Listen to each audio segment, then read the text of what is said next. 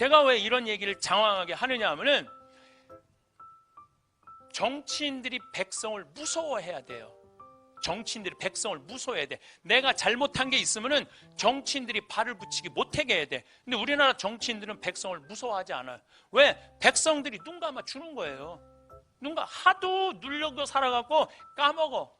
그럴 수 있지. 그 나물에 그 밥이 지금 하고 있는데도. 그러니까 확실하게 뭔가 해결할 문제는 해결하고 넘어가야 되는데 우리 이제는 노비가 어디 있어? 여러분들도 다 교육 배우고 여러분들도 다 생각이 있는 자유민주주의 국민들인데 우린 표현하지 않아요. 뭐가 자유인지도 모르고 뭐가 인권인지도 모르고 뭐가 정인지도 모르고 그냥 돈에 그냥 돈만 있으면 돼. 경제만 누군가 살리면 돼. 대기업을 위한 정치를 했어요. 대기업을 위한 정치 다 깎아줬어요. 그래도 백성들이 저항 하나 안 하잖아요. 그러니까 백성을 우습게 보는 거예요. 그래서 저는 제가 많은 경우 이런 얘기를 해요. 영상을 라디오처럼 편하게 틀어놓고 들으셔도 좋습니다. 구독과 좋아요, 알람 설정 꾹 눌러주세요. 황창현 신부님의 행복 특강 지금 바로 시작합니다. 악의 선택을 한 거예요. 최악의 선택을 한 거예요. 임진왜란 때 우리나라가 400년 전에 이미 외놈들한테 나라를 뺏길 뻔했는데 누구 때문에 안 뺏겼냐면 이순신 때문에 안 뺏겼어요. 4월 13일 날 외놈들이 쳐들어왔을 때 조선에서 유일하게 4월 12일 날 전라 좌수사인 이순신이 뭐라고 그러느냐면은 수군들을 훈련을 엄청나게 시켜요. 조선시대에는 우리나라 수군은 세계 최강이었어요. 수군, 이 외놈들은 대포가 없었는데 우리는 대포가 있었어요. 훈련을 정말로 고되게 시키고 난 다음에 4월 12일 날 이순신이 수군들한테 이렇게 말합니다. 오늘로써 훈련은 끝이다. 너희들은 앞으로 어떤 나라 군인하고 맞닥뜨려도 이길 수 있다. 이게 4월 10일, 12일이야. 하늘이 보낸 거죠. 그래갖고 조선시대 어떻게 여러분들 여기 지금 의주까지 도망갔단 말이야. 어떻게 먹느냐 하면 얘네들이 이렇게까지 다 먹어요. 여기만 전라도만 못 먹어. 전라도만. 누구 때문에 못 먹느냐 하면 진주대첩이라고 김시민 장군 아시죠? 곽재우 의병. 이게 진주대첩에서 이놈들을 막아요. 외놈들을. 근데 바다는 누가 막느냐 하면 이순신 장군이 막아요. 안 그랬으면 이미 선조는 끝나요. 그런데 이 임진왜란 끝났을 때 선조는 104명의 공신들을 해요. 그런데 장수들은 18명을 주고 86명은 전부 자기 따라간 호송 군인들한테 전부 상을 다 줘요. 그리고 의병들은 다 잡아 죽여요. 저놈들 반란 일으킬 놈들이라고. 그러니까 이게 공과가 이러니 나라가 질서가 서요. 그렇게 해서 임진왜란이 끝났어요. 1636년 임진왜란 끝나고 37년 만에 벌어진 게 뭐냐면 병자호란이에요. 1636년 12월 8일 날 병자호란이 일어나요. 12월 9일 날 병자호란이 일어나요. 이날 청 14만 명이 밀고 내려와. 청군 14만 명이. 이때 우리나라 군인은 몇 명이냐면 8,000명이야. 8,000명. 아니 그렇게 임진왜란 동안 7년 동안 그 백성들이 괴로웠으면 국방을 튼튼히 해야 되잖아요. 그럼 37년 동안 조선 왕조는 뭐 했느냐? 선조, 광해군, 인조 셋이서 뭐 했느냐면 네가 왕이 될 거냐 내가 왕이 될 거냐 싸운 거예요. 선조는 광해군은 후궁의 아들이야. 쉽게 말하면 본초의 아들이 아니야. 후궁의 아들인데 임진왜란 때 광해군이 의병들을 다 일으켰거든요.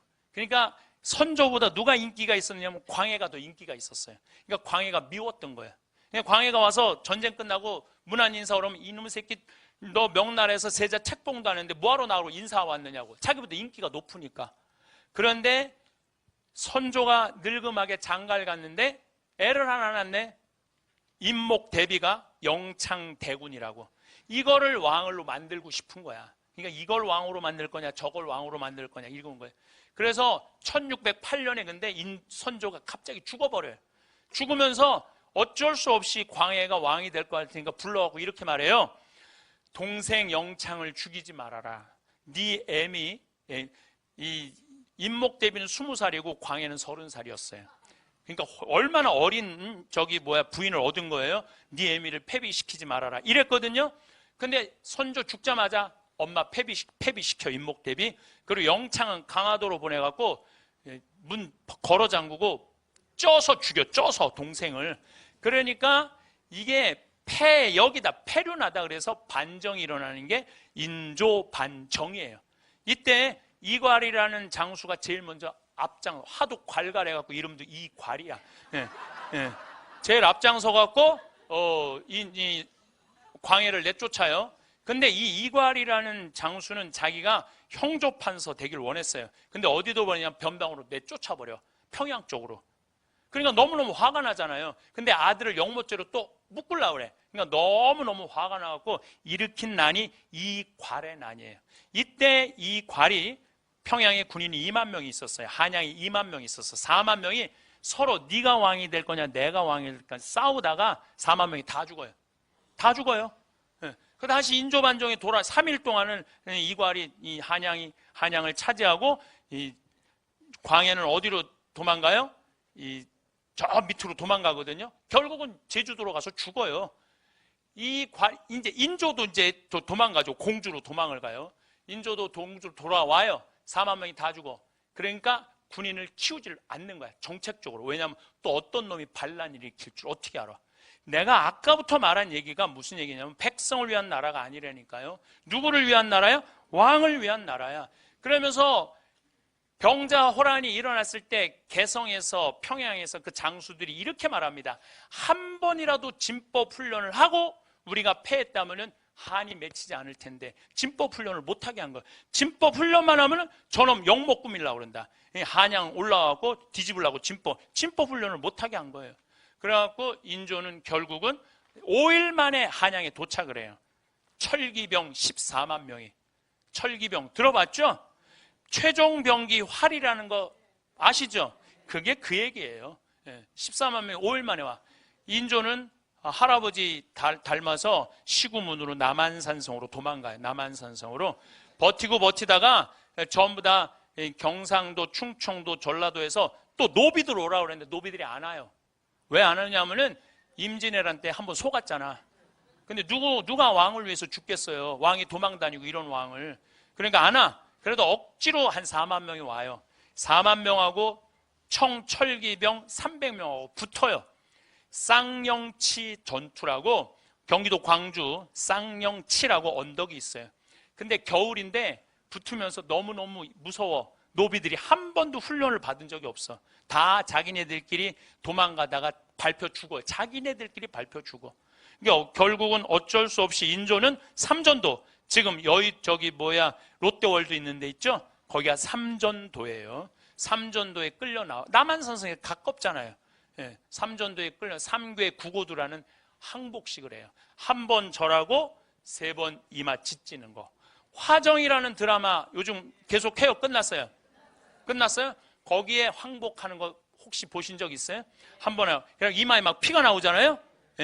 그 정도는 아니었대요. 그냥 머리만 살짝 담으면 되는데 백성들이 9번만 머리에 짓지면 되는데 108번을 짓졌다고 그러는 거야.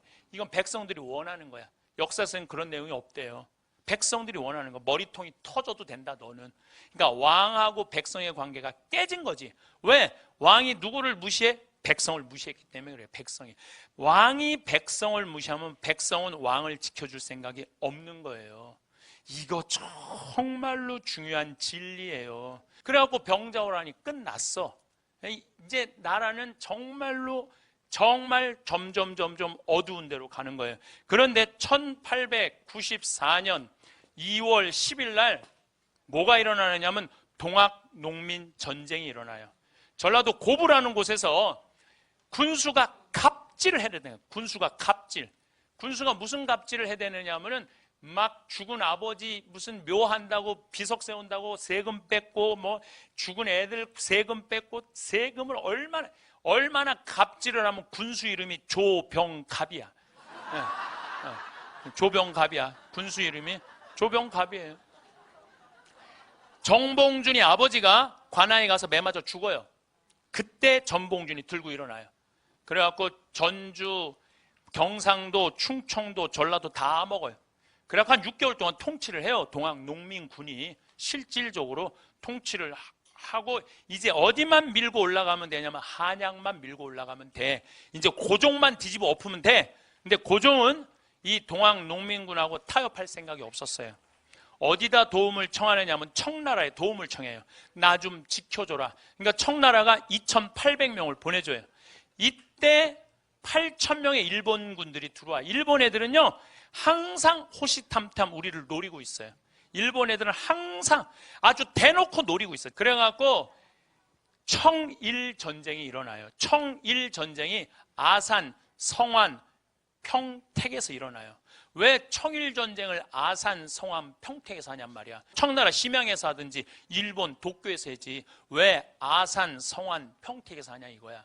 왜 우리 땅에서 청일전쟁을 했느냐 하면은 조선을 최종적으로 누가 먹을 것이냐에 대한 결정전쟁이에요. 그게 청일전쟁이에요. 그런데 청나라 애들이요 다 패해요. 더욱이 일본 애들은 거의 기관총 수준의 총이 있었어. 기관총 수준의 총이. 근데 청나라 애들은 그런 총이 없었거든요. 2만 명을 보내는데 다 죽고 200명 도망가요. 200명. 그러니까 이제 누가 이제 우리 주권을 갖고 일본 애들이 먹으면 돼. 그래서 청나라 애들이 청일전쟁 끝나고 난 다음에 일본 시모노세키라는 섬에 가갖고 맺은 조약이 시모노세키 조약이에요. 이 조약 내용이 뭐냐면은 조선은 독립국이다. 청나라가 선언을 해요. 그전에는 조선은 청나라의 속국이었거든. 조선은 독립국이라는 얘기는 뭐냐면은 일본 니네가 먹어도 우린 관여하지 않겠다. 그 얘기예요. 그래서 조선은 독립국이라. 그래서 이제 막 먹으려고 그랬더니 러시아가 가만히 있어봐. 니네들 조선 먹으면 안 되지. 그래갖고 프랑스하고 독일을 끌어들여요. 그래서 못 먹게. 이게 삼국 간섭이에요.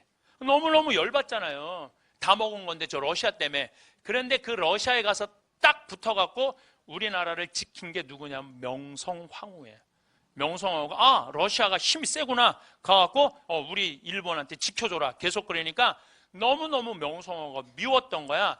그래서 1895년 10월 8일 날 여우사냥이라는 이름으로 명성황후를 죽여요.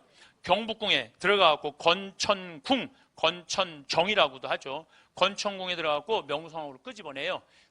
세자가 살려달라는데 세자를 발로 차요. 병풍으로 날아가. 고종도 살려달라고 그래. 고종도 밀쳐내버려요. 그리고 명성황후를 끄집어내갖고 칼로 2번 난도질하고 20명이 자객이 들어가서 돌아가면서 강간을 해요. 한나라의 왕비를 돌아가면서. 그래서 그중 자객 1명이 이렇게 말합니다. 오늘 참으로 이 궁에서 가소간호한 일이 벌어졌다. 가소간 참으로 웃기고 참으로 화나는 일이 벌어졌다 그래. 한나라의 왕부를 그냥 죽이지.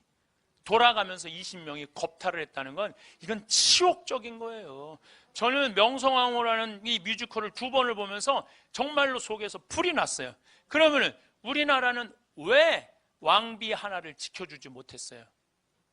몇백 년 동안 무시를 당했기 때문에 왕족을 무시한 거예요. 백성이 죽으나 마나 관심이 없었어. 백성들은 그렇게 역사는 흘러가는 거예요. 그래갖고 새벽 5시에 명성황후는 결국 석유로 불태워 죽여요. 그래서 여러분들 명성황후는요 뼈밖에 없어요. 뼈밖에 없어요. 고종이 그걸 보고 너무너무 무서워갖고 고종이 어디로 도망가냐면 러시아 공사관으로 도망을 가요. 그게 아관 파천이에요. 1년 6개월 동안 거기 가서 숨어서 지내. 너무 무서워서. 이제 다 먹을 거를 명성황후가 막은 거니까 명성황후 죽은 거죠.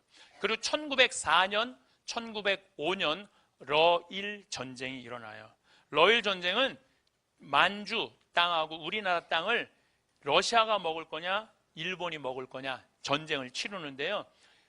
이때 일본은 지금 엄청난 화력을 갖고 있었어요. 배, 함, 이 여산이라는 곳에 전쟁을 하는데 정말 러시아 애들 7만 명, 일본 애들 4만 명이 붙는데 러시아가 그야말로 박살이 나요. 다 도망가. 그래서 어쩔 수 없이 러시아가 뭐라고 하냐면 너희들 가져라. 이때 아주 중요한 얘기를 제가 하고 싶어요. 이때 미국이 사실은 우리 조약을 맺어갖고 우리를 보호해 주겠다고 그랬거든요. 근데 러일 전쟁 끝나고 난 다음에 미국이 일본한테 뭐라고 그러냐. 니네들 조선 먹는 거 눈 감아 줄게. 눈 감아 줄게. 니네들은 미국은 누구를 눈 감아줘? 필리핀 먹는 거 눈 감아줘. 일본 니네는. 그래서 서로 조약을 맺어갖고 1905년에 우리가 을사늑약으로 나라를 뺏기는 거예요. 그때나 지금이나 다를 게 뭐가 있어? 다시 말해서 이 나라를 지킬 수 있는 건 누구밖에 없어? 우리밖에 없는 거야. 그러면 이 나라를 지킬 수 있는 우리밖에 없으면 누가 누구를 존중해 줘야 되냐면 정치인들이 백성을 존중해주고 백성은 정치인들을 지켜줘야 돼. 그래야지 나라가 되는 거예요. 근데 지금도 무시하잖아. 1905년부터 1910년 사이에 그러면은 뭔가 일어나야 될 거 아니에요. 독립운동이 일어났는데 사실 여러분들 독립운동은요 1920년부터 일어나요. 1905년에서 10년 사이 독립운동이 일어나질 않아요. 일어나긴 일어났지. 경기도 용인에서 이익삼이라는 의병장이 나라를 건지자 따라 나서라. 몇 명이 따라 나서냐면 15명이 따라 나서요. 나라 건진다고. 그리고 이 전라도에서는 의병이 일어났는데 103명이 일어났는데 외놈들이 몇 명의 군인을 보내냐면 2,000명을 보내. 그래갖고 103명을 싹 쓸어 없애버려요. 그러니까 아예 이게 나라를 구할 생각이 전혀 없었어. 여기는 환경적 요인도 있어요. 환경적 요인이라는 건 뭐냐면은 1905년에서 1910년 사이에 한 번도 본 적이 없는 가뭄이 와요. 한 번도 본 적이 없는 가뭄. 가뭄이 오니까 백성들이 먹을 게 하나도 없으니까 무슨 왕이 죽고 왕비가 죽고 나라가 뺏기고 안 뺏기고 하나도 관심이 없었어요. 나 지금 먹고 살기도 힘들어 죽겠는데 뭘 한다 이거예요. 그럼 1905년에서부터 1910년 동안 500년 동안 이 나라를 마음껏 누리고 살았던 양반들은 뭐 했느냐? 양반들은 다 뭐 했느냐면 전부 다 땅 팔고 논 팔아갖고 동경으로 다 유학 갔어요. 다 동경으로 유학 갔어요. 여러분들 일제 그 삼식 강점기 때 일본으로 유학 간 사람들이 평민이 갔어요? 노비가 갔어요? 누가 갔어요? 양반들이 갔어요. 500년 동안 모든 걸 누리고 살았던 양반들이 간 거야. 가갖고 공부하고 돌아와서 일제 36년 동안 매달려서 거기서 일본 애들하고 이 나라 나눠 먹고 빌붙어서 친일하고 그리고 해방이 딱 됐어요. 해방이 됐을 때 전부 일본 놈들 다 도망갔어요. 우리나라도 아무도 출근 안 했어. 출근하지 않았어요. 나라가 망했는데 어떤 놈이 어떤 양반이 출근을 해요. 일본 정부에 다 붙은 판검사들 경찰들 딱 항복했는데 양반들이 내일 내가 출근해갖고 일해야 되겠다. 출근한 사람 어디서 한 명도 출근 안 했어요. 그런데 미 군정이 딱 들어오더니 다 출근해. 괜찮아. 니네들 데리고 내가 할게. 우리 다 잡아 죽여야 되는데 독일은 어떻게 했어요? 전쟁 일으킨 사람들 아우슈비츠 지금까지 잡아 죽이잖아요. 그런데 안 묻는데 36년 동안 나라 배반하고 일본한테 붙어 살았는데 묻지 않는데 와서 출근하래. 거기서 출근해갖고 다시 주저앉은 거야. 다시 말해서 500년 동안 조선을 백성들을 아주 착취하고 고통으로 몰아넣었던 사람들이 일제 36년도 그대로 다 누리고 살았다가 전쟁 이 독립하고도 그대로 누리고 사는 거야. 그리고 그 일제를 청산하지 못한 그게 지금까지 그대로 와 있는 거예요. 제가 왜 이런 얘기를 장황하게 하느냐 하면은 정치인들이 백성을 무서워해야 돼요. 정치인들이 백성을 무서워해야 돼. 내가 잘못한 게 있으면은 정치인들이 발을 붙이기 못하게 해야 돼. 근데 우리나라 정치인들은 백성을 무서워하지 않아요. 왜? 백성들이 눈 감아 주는 거예요. 하도 눌려고 살아갖고 까먹어. 그럴 수 있지. 그 나물에 그 밥이 지금 하고 있는데도.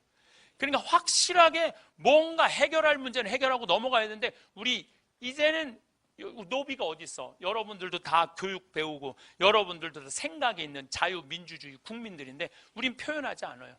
뭐가 자유인지도 모르고 뭐가 인권인지도 모르고 뭐가 정인지도 모르고 그냥 돈에 그냥 돈만 있으면 돼. 경제만 누군가 살리면 돼. 대기업을 위한 정치를 했어요. 대기업을 위한 정치 다 깎아줬어요. 그래도 백성들이 저항 하나 안 하잖아요. 그러니까 백성을 우습게 보는 거예요. 그래서 저는 제가 많은 경우 이런 얘기를 해요. 일제 36년을 청산할 일이 아니에요. 조선 500년을 청산해야 돼요. 조선 500년을 청산하지 않으면 우리는 미래로 나가는 게 쉽지 않다는 거예요. 예수님이요, 가톨릭 문화 안에 보면은 예수님이요, 가난하니 병드니 그 다음에 이 나그네 감옥에 갇힌 이를 함부로 대하지 말라고 그러잖아요. 그 예수님 문화 안에 꽉 차 있는 나라들은요 정말로 복지가 잘 돼 있어요. 그리고 왜 우리 가톨릭이 2000년 동안 유지해 왔어요? 가난한 이들 편에 서 왔기 때문에 2000년을 유지해 온 거예요. 1789년에 프랑스 혁명이 일어났을 때 프랑스 교회는 끝났어요. 프랑스 교회가 왜 끝났는 줄 알아요? 그때 귀족 편에 붙어서 갖고 가난한 이들 편에 쓰지 않았기 때문에 끝난 거예요. 그래갖고 지금 프랑스 신부들은 국가에서 월급 받아요. 국가에서 월급 받아요. 그리고 모든 재산은 다 어디로 귀속됐어? 프랑스로 다 귀속됐어요. 그 왜 그러냐 하면은 가난한 백성들과 함께하지 않았기 때문이야. 우리 교회도 똑같아요. 우리 교회도 지금 정의로운 일에, 가난한 한 이들의 권리를 찾는 일에 우리가 무심하고 우리도 돈만 쫓아서 성당 건물 짓고 돈 모으는 일에만 혈안이 돼 있다면 우리도 똑같다는 거예요. 우리 가톨릭이 무시당하기 싫으면 어떻게 해야 돼? 정의로운 일에, 가난한 일에, 감옥에 갇힌 억울한 사람들의 편에 들어서야 된다는 거예요. 그래서 사람을 무시하면 그 문화는 없는 거예요. 사람을 무시하면. 그게 역사든 개인사든 사회 아니든 사람을 존중하는 문화를 우리가 꼭 이루어야 된다는 얘기입니다. 이게 예수님이 말하는 복음이죠. 네.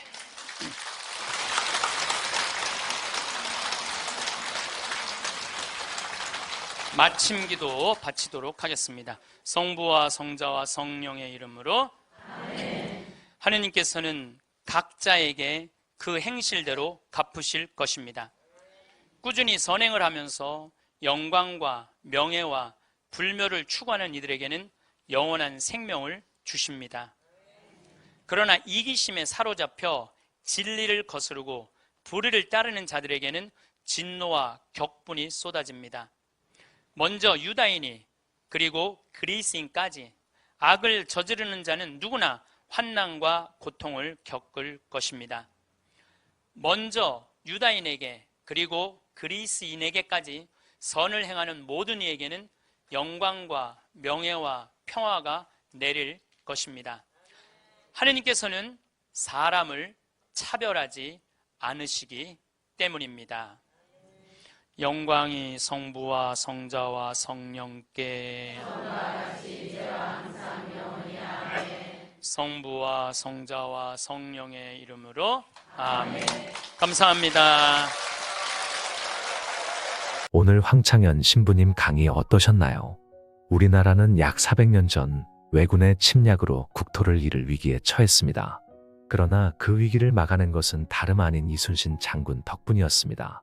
왜군이 조선을 침공한 1592년 4월 13일 이전에 조선에서는 전라 좌수사 이순신은 조선 수군을 세계에서 가장 강력한 해군으로 만들기 위해 대포를 장착하고 엄격한 훈련을 실시합니다. 이는 조선을 구한 결정적인 순간이었습니다. 진주대첩에서 김시민 장군과 곽재우 의병이 왜군을 격퇴하고 바다에서는 이순신 장군이 조선을 지켜냈습니다. 임진왜란이 마무리된 후 선조는 총 104명의 공신을 선정하여 포상했습니다. 이 중에서 실제로 전투에 참여한 장수들은 단 18명에 불과했고 나머지 86명은 모두 선조를 따라 피난길에 올랐던 호송 병력에게 수여되었습니다. 그리고 의병들은 모두 체포하여 처형했는데 선조는 이들을 반란을 일으킬 위험이 있는 인물들로 간주해버립니다. 병자호란이 발생했을 때 조선은 역시 전쟁에 대한 대비가 전혀 되어 있지 않았습니다. 1636년 12월에 청군이 조선을 침공했을 때 조선의 군사력은 겨우 8,000명에 불과했습니다. 이는 임진왜란을 겪은 후 37년 동안 조선이 국방에 여전히 소홀했다는 것을 여실히 보여주었습니다. 이 기간 동안 선조, 광해군, 인조는 서로 왕위를 두고 다투는 대에만 몰두했습니다.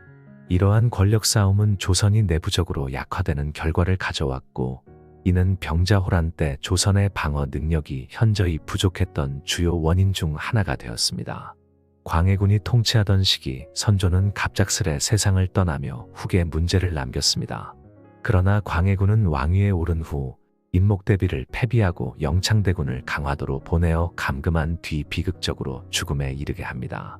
이러한 광해군의 행동은 곧 권력을 둘러싼 내부의 갈등을 불러일으켰고 이는 인조반정이라는 큰 정치적 변화로 이어집니다.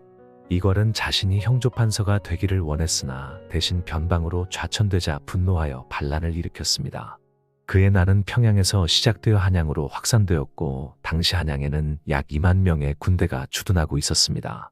이 난으로 인해 4만 명의 군사가 사망하는 대규모 충돌이 발생했습니다. 병자호란 중 조선은 청의 압도적인 군사력에 맞서 싸워야 했습니다. 14만 청군이 남아하자 조선은 단 8천 명의 군대로 맞섰습니다.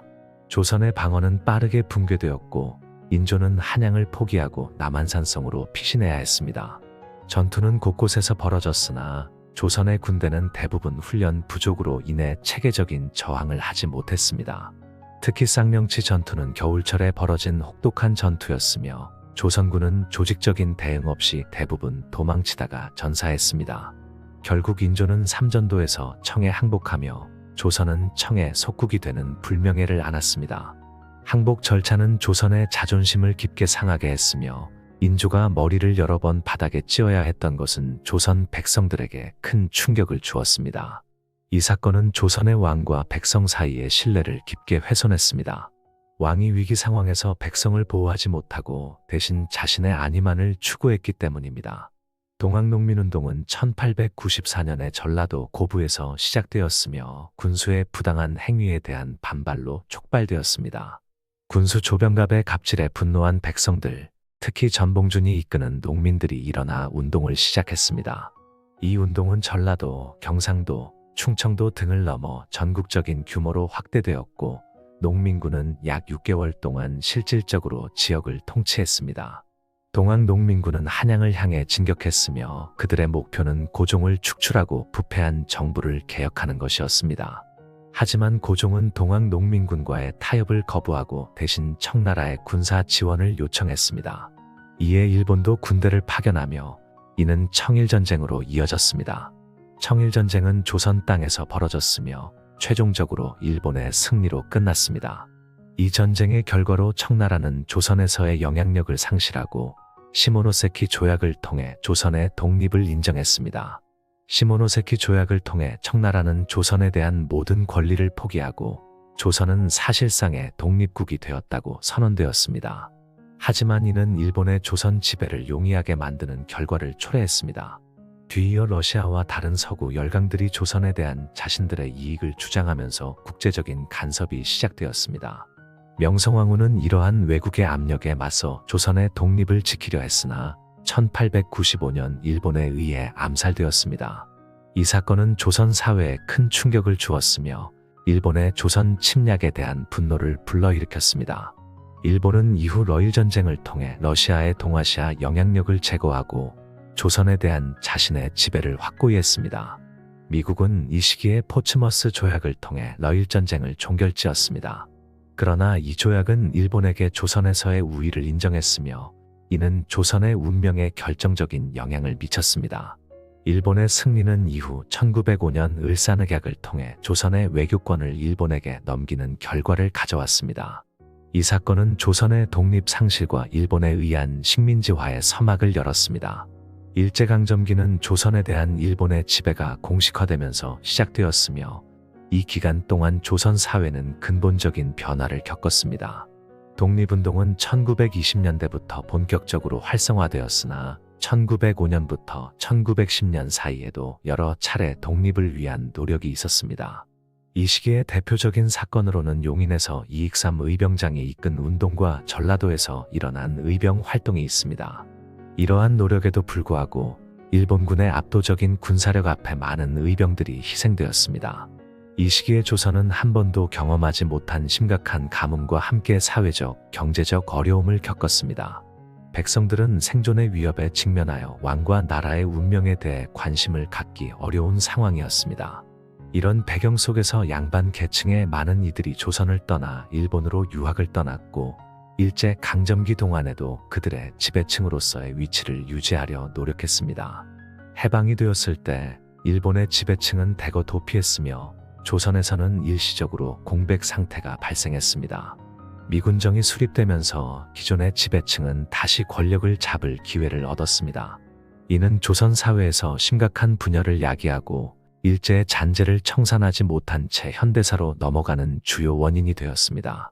조선과 한국의 역사를 통틀어 교훈을 얻는 것은 국가가 국민을 위해 존재해야 하며 국민의 복지와 안녕이 최우선이 되어야 한다는 점입니다. 역사적 사건들은 왕과 정치인들이 국민을 무시하고 자신들의 권력과 이익을 추구했을 때 나라의 미래가 어둡고 불안정해진다는 사실을 보여줍니다. 현대 한국 사회에서도 이러한 교훈은 여전히 유효합니다. 정치인들이 국민의 의견을 존중하고 국민들이 적극적으로 정치 과정에 참여함으로써 건강한 민주주의가 실현될 수 있습니다. 이러한 뼈아픈 우리의 역사적 실패를 반복하지 않기 위해 과거의 잘못을 청산하고 올바른 방향으로 나아가야 합니다. 이러한 내용들을 참고하시어 삶의 지혜를 얻고 마음 평안을 누리시면 좋겠습니다. 오늘 영상 도움되셨다면 구독, 좋아요, 알람 설정 꾹 눌러주시고 이 영상을 소중한 분들께도 공유해주세요. 다음에 더 좋은 영상으로 찾아뵙겠습니다. 감사합니다.